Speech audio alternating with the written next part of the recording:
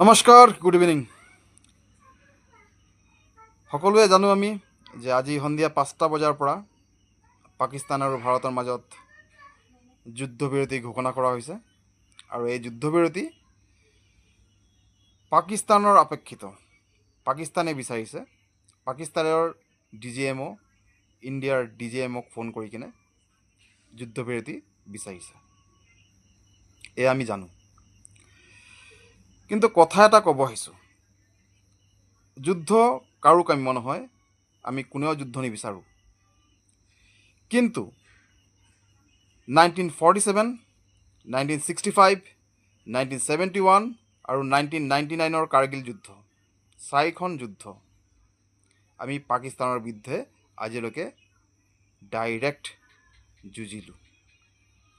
Indirectly প্ৰতিদিন সন্ত্ৰাসবাদীৰ বা বিভিন্ন ৰূপে পাকিস্তানে ভাৰতৰ লগত যুদ্ধ কৰিয়ে আছে।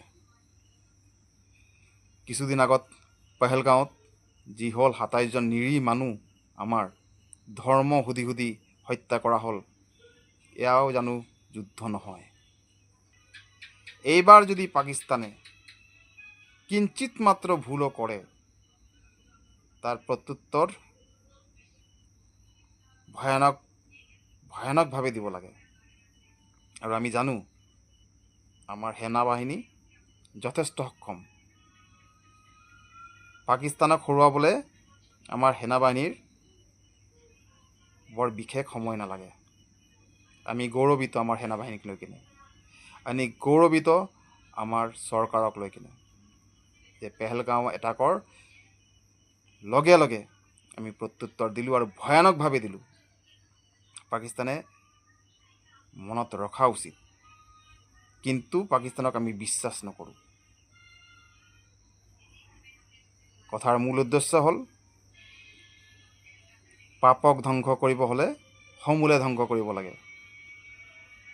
পাকিস্তানক বিশ্বাস কৰা মানে নিজৰ ভৰিত নিজেই কুঠাৰ মৰা।